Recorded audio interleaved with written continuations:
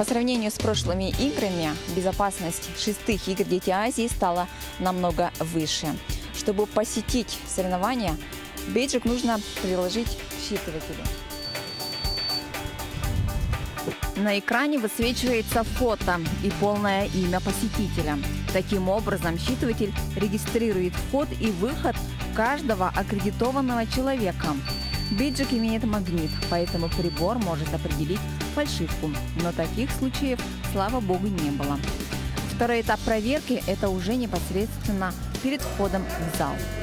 Сумки на стол, пожалуйста.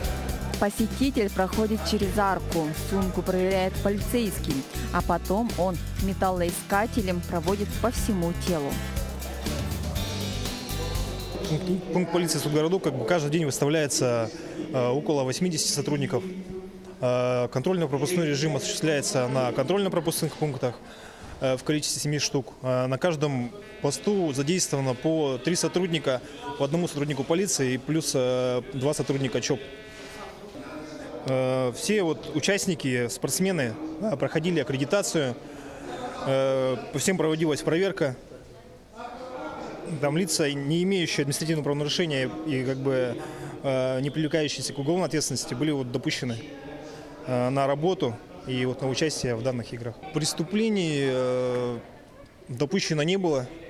Нами ведется направленная работа на недопущение, на профилактику правонарушений и преступлений. Мероприятие проходит в штатном порядке.